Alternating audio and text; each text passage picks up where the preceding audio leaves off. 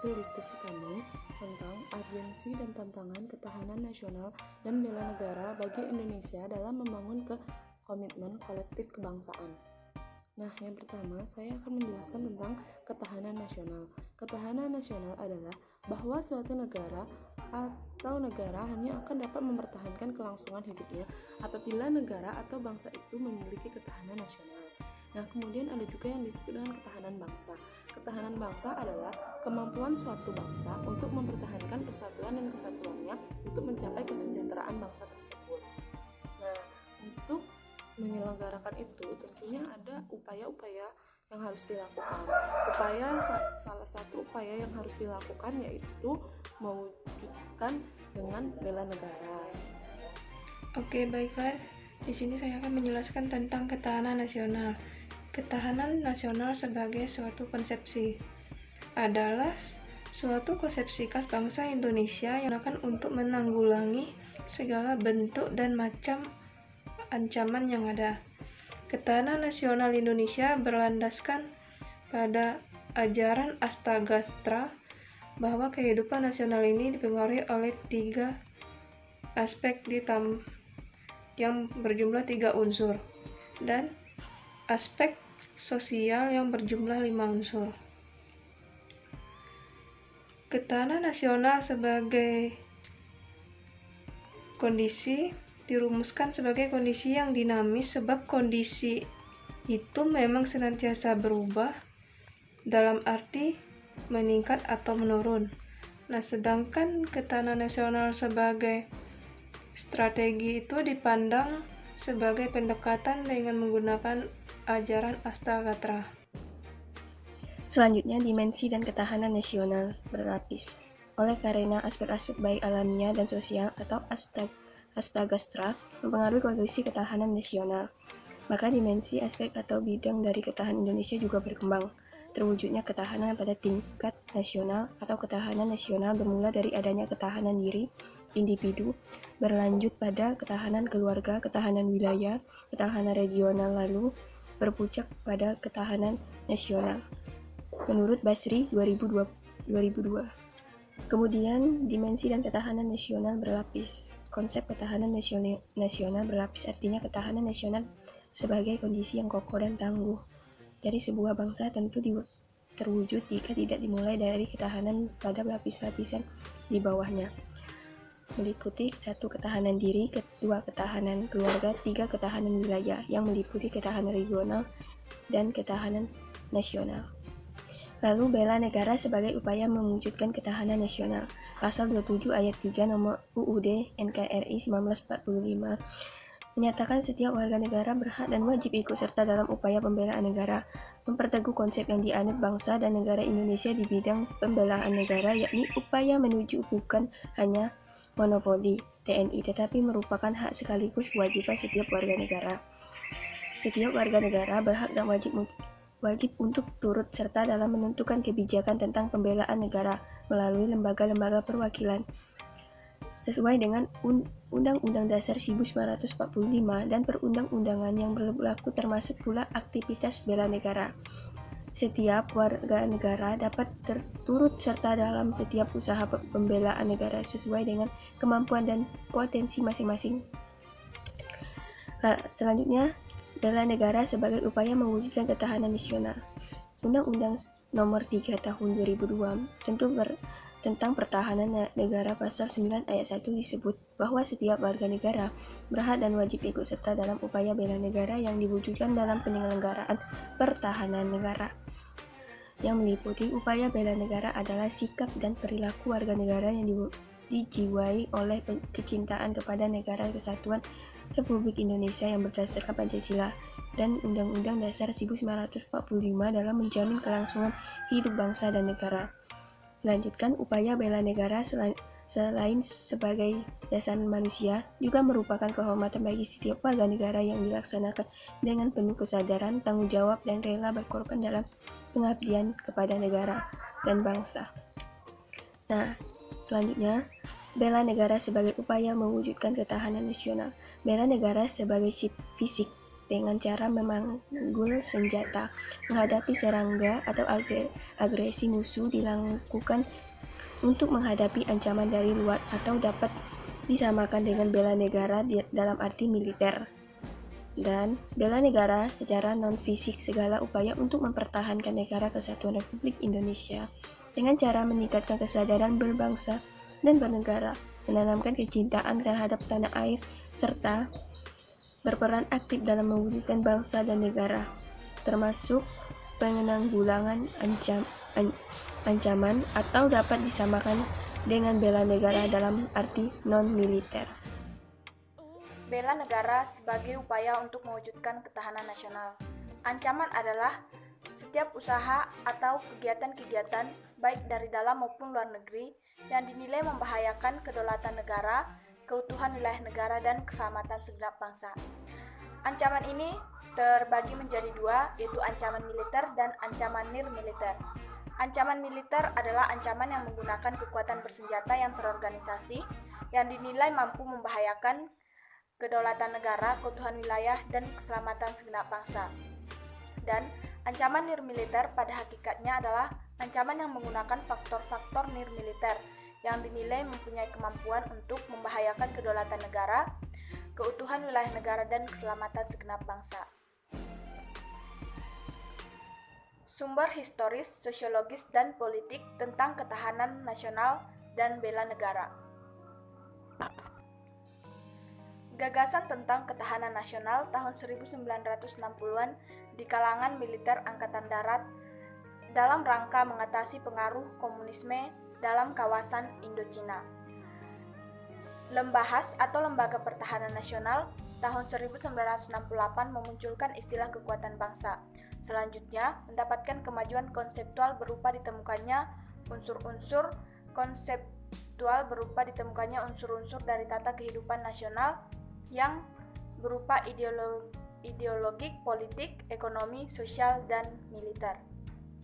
Pada tahun 1969 lahir istilah ketahanan nasional yang intinya adalah kekuatan dan daya tahan suatu bangsa menghadapi segala ancaman.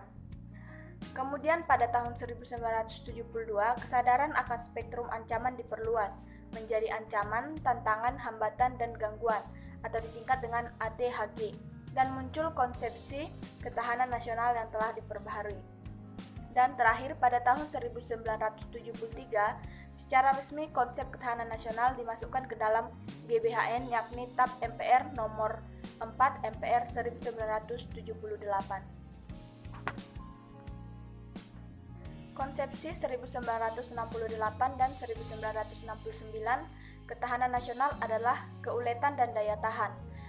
Sedangkan konsepsi 1972, ketahanan nasional merupakan suatu kondisi dinamik yang berisi keuletan dan ketangguhan. Bentuk ancaman di era modern semakin luas dan kompleks, bahkan ancaman yang sifatnya non-fisik dan non-militer lebih banyak dan secara masif amat mempengaruhi kondisi ketahanan nasional. Garis Besar Haluan Negara atau GBHN diganti menjadi Rencana Pembangunan Jangka Menengah Nasional atau RPJMN yang pada hakikatnya merupakan penjabaran dari visi, misi, dan program Presiden terpilih. Rumusan ketahanan nasional tidak ada lagi dalam dokumen kenegaraan oleh karena GBHN tidak ada lagi digunakan. Apakah dengan demikian konsepsi ketahanan nasional tidak lagi relevan untuk masa sekarang? Ketahanan nasional tetap relevan sebagai kekuatan penangkalan dalam suasana sekarang maupun nanti. Sebab ancaman setelah berakhirnya Perang Dingin lebih banyak bergeser ke non-fisik, antara lain budaya dan kebangsaan. Sumber sosiologis. Konsep ketahanan juga tidak hanya ketahanan nasional, tetapi sebagai konsepsi yang berlapis atau ketahanan yang berlapis, yakni ketahanan individu, keluarga, daerah, regional, dan nasional. Ketahanan nasional dewasa ini sangat dipengaruhi oleh kondisi ketidakadilan sebagai musuh bersama. Lembaga Ketahanan Nasional atau Lemhanas RI sebagai lembaga negara yang mengembangkan konsep ketahanan nasional Indonesia membuat badan khusus yang bertugas mengukur tingkat ketahanan Indonesia yang bernama Laboratorium Pengukuran Ketahanan Nasional. Baiklah, nama saya Gading Prayoga, 1731937. Saya akan menjelaskan tentang dinamika dan urgensi tantangan nasional dan bela negara. Pengalaman sejarah bangsa Indonesia ini telah membuktikan bahwa konsep ketahanan nasional Indonesia mampu menangkap berbagai bentuk ancaman sehingga tidak berujung pada kehancuran bangsa. Oke, selanjutnya esensi dan urgensi ketahanan nasional dan bela negara. Esensi dan urgensi ketahanan nasional pada hakikatnya adalah kemampuan yang dimiliki bangsa dan negara dalam menghadapi segala bentuk ancaman. Menurut Margantau yang dalam bukunya Politics Among Nations, The Struggle for Power and Peace, menurutnya ada dua faktor yang memberikan kekuatan bagi suatu negara, yakni faktor-faktor relatif stabil atau stable factor dan dynamic factor atau relatif berubah.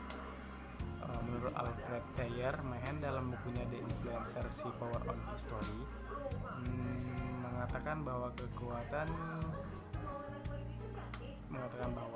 nasional suatu bangsa dapat dipenuhi apabila bangsa tersebut memenuhi unsur-unsur letak geografi atau wujud bumi, luas wilayah, jumlah penduduk, watak nasional, dan sifat pemerintahan.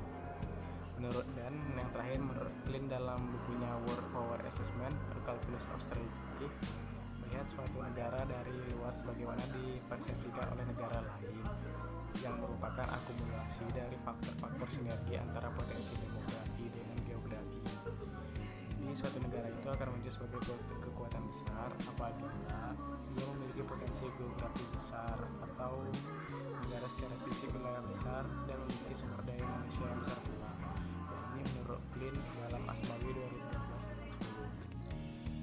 Selanjutnya itu model Astagatra merupakan perangkat hubungan bidang-bidang kehidupan manusia dan budaya yang berlangsung di atas bumi ini dengan memanfaatkan segala kekayaan alam yang dapat dicapai dengan menggunakan kemampuannya. Gatra letak dan kedudukan geografis atau wilayah menentukan kekuatan nasional negara. Hal yang terkait dengan wilayah negara meliputi bentuk wilayah negara dapat berupa negara pantai, negara kepulauan, atau negara kontinental. Selanjutnya itu luas wilayah negara. Ada negara dengan wilayah yang luas dan negara dengan wilayah yang sempit atau kecil. Posisi geografis, astronomis, dan geologis negara. Daya dukung wilayah negara. Ada wilayah yang habitable dan ada wilayah yang unhabitable. Kriteria keadaan dan kekayaan alam, pengelolaan dan pengembangan sumber kekayaan alam merupakan salah satu indikator ketahanan nasional. Yang pertama ada potensi sumber daya alam wilayah yang bersangkutan, mencakup sumber daya alam hewani, nabati, dan tambang, dan kemampuan mengeksplorasi sumber daya alam, pemanfaatan sumber daya alam dengan memperhitungkan masa depan dan lingkungan hidup, kontrol atau kendali atas sumber daya alam.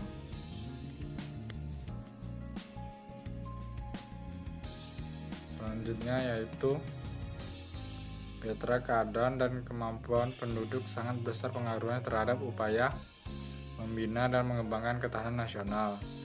Kriteria penduduk ini meliputi jumlah, kuantitas, komposisi, persebaran, dan kualitasnya. Kriteria ideologi menunjuk pada perangkat nilai-nilai bersama yang diyakini baik untuk mempersatukan bangsa yang tercermin dalam Pancasila. Kriteria politik berkaitan dengan kemampuan mengelola nilai dan sumber daya bersama agar tidak menimbulkan perpecahan, tetap stabil dan konstruktif untuk pembangunan yang diwujudkan dalam sistem politik yang diatur menurut konstitusi negara dan dipatuhi oleh segenap elemen bangsa. Kriteria ekonomi yang dijalankan oleh suatu negara merupakan kekuatan nasional negara yang bersangkutan terlebih di era global. Dalam rangka mendukung kekuatan ekonomi bangsa, sistem ekonomi yang kuat dapat meningkatkan ketahanan ekonomi negara yang bersangkutan. Katra sosial budaya. Kondisi sosial budaya masyarakat Indonesia disokong dengan baik oleh Sloka Bhinneka Tunggal Ika. Selama sloka ini dijunjung tinggi, maka ketahanan nasional sosial budaya masyarakat relatif terjaga. Katra pertahanan keamanan negara. Pertahanan negara Indonesia bersifat semesta dengan menempatkan TNI sebagai komponen utama pertahanan, didukung komponen cadangan dan komponen pendukung, terutama dalam hal menghadapi bentuk ancaman militer. Bela negara secara fisik. Undang-Undang Nomor 3 Tahun 2002 tentang Pertahanan Negara. Keikutsertaan warga negara dalam bela negara secara fisik dapat dilakukan dengan menjadi anggota Tentara Nasional Indonesia dan pelatihan dasar kemiliteran. Pelatihan dasar kemiliteran diselenggarakan melalui program Rakyat Terlatih atau RATIH sesuai amanat dari Undang-Undang Nomor 20 Tahun 1982. Rakyat Terlatih atau RATIH terdiri dari berbagai unsur seperti resimen mahasiswa atau menwa, perlawanan rakyat atau wanra, pertahanan sipil atau ansip, mitra babinsa, dan organisasi kemasyarakatan pemuda atau OKP yang telah mengikuti pendidikan dasar militer dan lain-lain. Fungsi rakyat terlatih yaitu ketertiban umum, perlindungan masyarakat, keamanan rakyat, dan perlawanan rakyat. Dua fungsi sipil sebagai upaya sosialisasi konsep bela negara, di mana tugas pertahanan keamanan negara bukanlah semata-mata tanggung jawab TNI, tapi adalah hak dan kewajiban seluruh warga negara Republik Indonesia. Selanjutnya itu bela negara secara non-fisik. Undang-Undang Nomor 3 Tahun 2002 tentang Pertahanan Negara. Keikutsertaan warga negara dalam bela negara secara non-fisik dapat diselenggarakan melalui pendidikan kewarganegaraan dan pengabdian sesuai dengan profesi, dengan maksud menanamkan semangat kebangsaan dan cinta tanah air. Keterlibatan warga negara dalam bela negara secara non-fisik dapat dilakukan dengan berbagai cara. Misalnya, mengikuti pendidikan kewarganegaraan baik melalui jalur formal atau non-formal. Melaksanakan kehidupan berdemokrasi dengan menghargai perbedaan pendapat dan tidak memaksakan kehendak dalam memecahkan masalah bersama. Pengabdian yang tulus kepada lingkungan sekitar dengan menanam, memelihara, dan melestarikan. Berkarya nyata untuk kemanusiaan demi memajukan bangsa dan negara. Berperan aktif dalam ikut menanggulangi ancaman, terutama ancaman militer, misal menjadi sukarelawan bencana banjir. Mengikuti kegiatan mental spiritual di kalangan masyarakat agar dapat menangkal pengaruh-pengaruh budaya asing yang tidak sesuai dengan norma-norma kehidupan bangsa Indonesia. Membayar pajak dan retribusi yang berfungsi sebagai sumber pembiayaan negara untuk melaksanakan pembangunan.